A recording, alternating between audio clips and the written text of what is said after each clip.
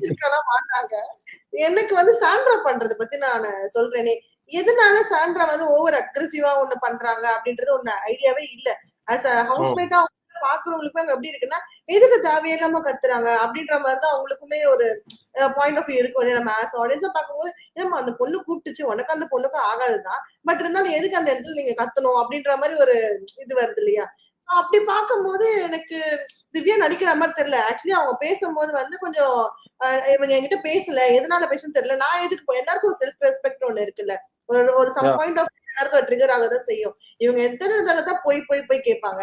And plus இருக்கிற நம்ம சண்டையில பார்க்கும்போது திவ்யா எந்த இடத்துலயுமே வந்து ஓவர் போட் போன மாதிரி தெரியல.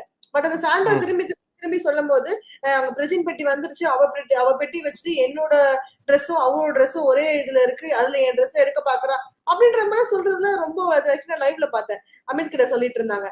சோ அதெல்லாம் பார்க்கும்போது எப்படி இருந்தா இல்ல இது வாண்டடா வந்து என்னமோ வந்து அவங்க புகுத்துறாங்க நம்ம மக்களுக்குள்ள, ஏதோ சொல்ல நினைக்கிறாங்க அப்படின்ற மாதிரி.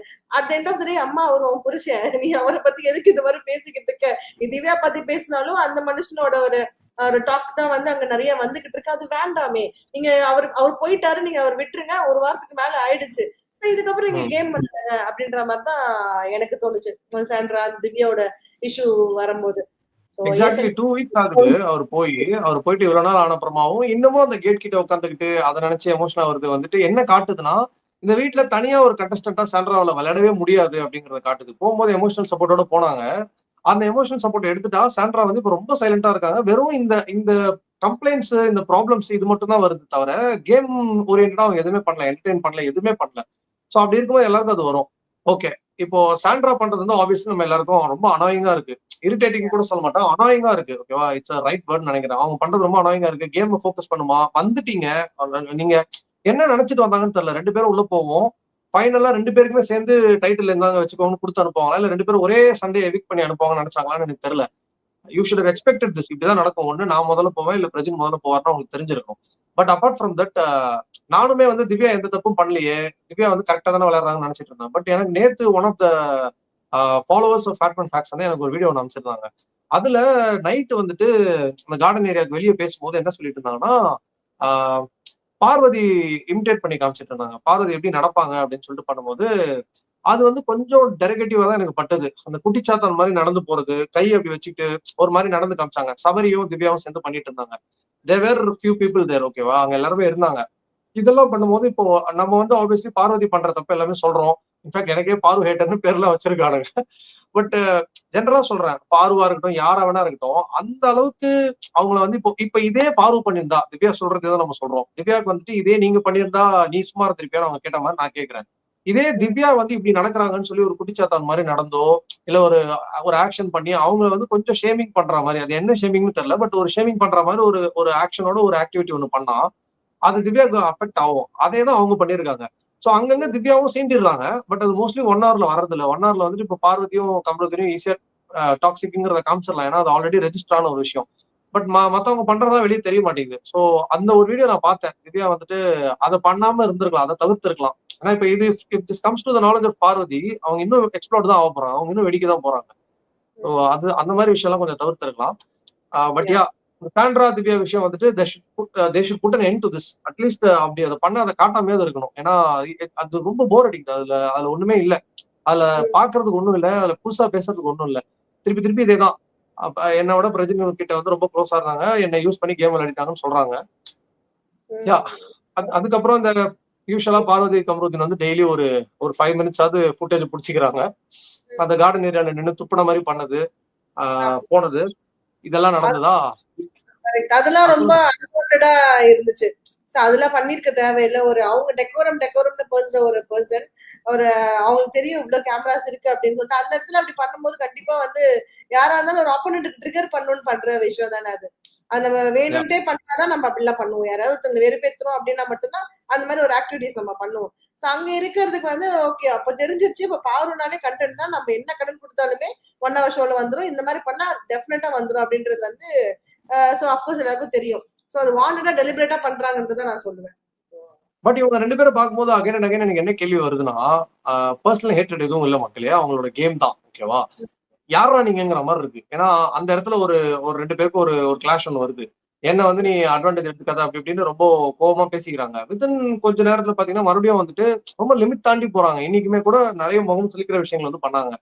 இன்ஃபாக்ட் அந்த டான்ஸ் இதுல நடக்கும்போது ஒரு பர்டிகுலர் சாங் முடியும் போது 2 பேரும் ஹக் பண்ணிட்டு டக்குன்னு கண்ணத்துல வந்து கிஸ்ஸே பண்ணிட்டாங்க. ஆமா. சோ நாங்க வந்து அதான் சொல்றேன்ல, நீங்க அவனை கிஸ் பண்ணுங்க, அவரு உங்களை கிஸ் பண்ணிட்டு என்னமோ பண்ணுங்க. But doing that in my television இருக்குல்ல, நான் ஷோ பார்க்கும்போது என் டெலிவிஷன்ல பண்றது இருக்குல்ல, எனக்குன்னா எல்லா ஆடியன்ஸ்க்கும் அந்த மாதிரி ஒரு ம். விஷயம் பண்ணும்போது அது எங்களுக்கு அது பாக்குற மாதிரியும் இல்ல, அது டிஸ்கஸ்டிங்கா இருக்கு. That good easily been avoided. இது என்ன ஷோ டெக்கோரம்னு தெரியல. இதையும் சேனல் வந்து அப்படியே காட்டுறது இருக்குல்ல. இதெல்லாம் வந்து சுத்தமா அண்டர்ஸ்டாண்டே பண்ணிக்க முடியல. ஏன்னா அகைன் குழந்தைகள் பாக்குறாங்க. நம்ம போய் ஒரு வீட்லயும் குழந்தைங்களுக்கு ஷோ காட்டக்கூடாதுன்னு சொல்ல முடியாது. இன்னைக்கு போன்ல எடுத்தா ஓடிடில வரப்போகுது ஹாட் ஸ்டார் போட்டா எல்லாம் யார் வேணா பாத்துடலாம். குழந்தைங்கிட்ட நீங்க போன் கொடுக்க தேவையில்ல. பட் இருந்தாலும் அவங்க எடுத்து பாத்துக்கிறாங்க. மூவி மாதிரி ஏ சர்டிபிகேட் போட்டா கூட்டு போகாம இருக்க முடியல. சோ அது ரொம்ப கஷ்டம். அந்த மாதிரி இருக்கும்போது ஈஸியா நாட் ஜஸ்ட் திஸ் விஷயம், இந்த கன்னத்துல முத்தம் கொடுக்கறது என்னன்னா அவ்வளவு பெரிய தப்பான்னு கேட்காதீங்க. இந்த மாதிரி நிறைய விஷயம் பண்றாங்க. சோ அது எல்லாமே வந்து ரொம்ப டிஸ்கஸ்டிங்கா இருக்கு. அதை அவாய்ட் பண்ணா அவங்களோட கேம் தனித்தனே தெரியும். எனக்கு தெரிஞ்ச வரைக்கும் in fact Kamarudhan is trying to get away from her and play his game. But அதையுமே வந்து பார்வதி வந்து கெடுக்குறாங்க, தடுக்குறாங்கன்னு எனக்கு தோணுது. கரெக்ட். பட் யா, தட் நீ இஸ் வாட் இட் இஸ். அடுத்தது எல்லாமே வந்து நேத்து வரைக்கும் தான். நேத்து ஒரு சண்டை போட்டாங்க. சண்டை மாதிரி ஒண்ணு போட்டாங்க. இன்னைக்கு அப்படி பார்க்கும்போது சண்டை மாதிரியே தெரியல அந்த இடத்துல. நீங்க ஏதோ ஒரு பாட்டு காட்டுனீங்களே! நீங்க 2 பேரும் நீங்க எனக்கு சண்டைய மறந்துச்சுன்னா அப்ப பாருங்க. அவங்களும் சண்டை இருக்குன்னு நான் மறந்துட்டேன். இப்ப நீங்க சொல்லும்போது ஆமால, நேத்து கமருதீன் நீ வேணாம், நீ தனியாடு, நான் தனியாடுன்னு சொன்ன மாரி இருந்துச்சு அப்படின்ற மாரி ஒரு ஃபீல் வந்துச்சு. சோ அது மாத்த முடியாதுன்னு வச்சுப்போமே. நம்ம யூசுவலா அன்னைக்கு சார் சொன்ன மாரி தான். பாப்போம். அது எப்படியா இருந்தாலும் 2 நாள்ல சேர்ந்துருங்க அப்படின்னு சொன்ன மாரி தான் அவங்க போயிட்டு இருக்காங்க. எஸ். சோ இன்னும் அண்ட் என்னன்னா இன்னொரு யா ம். நான் கேள்வி சொல்லுங்க, கேட்பேன். சொல்லுங்க. இன்னொன்னு ஆ. என்னன்னா, வினோத் ஆஸ் அ தலையா வந்து இன்னைக்கு ஏதாவது ப்ராப்பரா செயல்பட்டாருன்னு நினைக்கிறீங்களா? அதுக்கு வருவோம். பட் அதுக்கு முன்னாடி இந்த ஒரு பாயிண்ட் அட்ரஸ் பண்ணணும்னு நினைக்கிறேன். ஏன்னா நேத்து நான் லைவ்லயும் பார்த்தேன். அந்த வீடியோவும் பார்த்தேன் ட்விட்டர்ல சும்மா ஸ்க்ரோல் பண்ணிருக்கும் போது வந்துட்டு இருந்தது, சர்ஃப் பண்ணிருக்கும் போது. எனக்கும் இது அனுப்பிச்சாங்க. சோ எல்லா மல்டிபிள் சோர்ஸ்ல எனக்கு வந்து வீடியோஸ் வர ஆரம்பிச்சிருச்சு. அதுல என்ன இருந்தது அப்படின்னா, நிறைய மீம்ஸ் எல்லாம் கூட பார்த்தேன் இதுல. தலைவன் கேஷுவலி ரீகிரியேட்டட் படையப்பா அப்படின்னு சொல்லி போட்டிருந்தாங்க. என்னன்னா சாண்ட்ரா பேசிட்டு இருக்கும்போது வினோத்தும் இருந்தாரு. அப்ப சாண்ட்ரா பேசிட்டு இருக்கும்போது வந்து இந்த மாதிரி வந்து பண்ணுங்க அப்படின்னு ஏதோ பேசிட்டு இருந்தாங்க. காலை வந்து தூக்கி ஒரு மாதிரி காலை உதறினாங்க. இந்த ஓகே. 2 ஸ்லிப்பரையும் அப்படி தூக்கி ஒரு மாதிரி உதறி விட்டாங்க. இந்த இந்த திவ்யா பிரச்சனை அதை பத்திலாம் எல்லாமே ஜென்ரலா பேசிட்டு இருந்தாங்க. ஓகேவா நைட்டு. அப்ப வந்து பார்வதியும் இருந்தாங்க. காலை தூக்கி இந்த மாதிரி ஒரு மாதிரி உதரும் போது இவருக்கு வந்து ட்ரிப்பாச்சா என்னன்னு தெரியல. அழகா கால் மேல கால் தூக்கி போட்டு உட்கார்ந்தாரு. ம். இததான் இன்னைக்கு ப்ரோமோல விக்ரம் கிட்ட சொன்னாரு. விக்ரம் கிட்ட ரூம்ல உட்காந்து பேசினாங்க இல்லையா? அப்ப வந்து இததான் பேசினாரு. இந்த மாதிரி நான் நான் சொல்றேன், உனக்கு திவ்யா கிட்ட ஒரு பிரச்சனைனா 1 to 1 நேரா போய் இது நீ பண்ணது எனக்கு பிடிக்கலன்னு சொல்லி பேசி சால்வ் பண்ணு. இல்லைன்னா சண்டை போட்டு வெளியே போ. எல்லார்கிட்டயும் நீ கூட்டு கூட்டு வச்சு பேசி நீ அழுது நின்னா வீட்டுல இருக்க ஹவுஸ்மேட்ஸ் எல்லாம் பின்னாடி வரமாட்டாங்கன்னு சொல்லி ஒண்ணு சொன்னாரு பாத்தீங்களா? அது எப்படி இருந்ததுன்னா, வெளிய இருந்து பாக்குற நமக்கு அது தெரியுது. அத அண்டர்கோ பண்ணிட்டே அத சொல்றது வந்து ரொம்ப ரேர் மொமெண்ட்ஸ் தான். அரோரா சொன்னது, இவர் பண்றது இந்த மாதிரி. சோ அது வந்து கரெக்ட்டா ஆடியன்ஸோட பல்ஸ் புடிச்சிட்டாரு. கரெக்ட்டா அத சொன்னாரு. இன்ஃபாக்ட் அந்த ப்ரோமோ கீழவே நெறைய பாசிட்டிவ் ஃபயர் கமெண்ட்ஸ் பார்க்க முடிஞ்சது. அந்த மாதிரி ஒரு விஷயம் ஒண்ணு பண்ணாரு.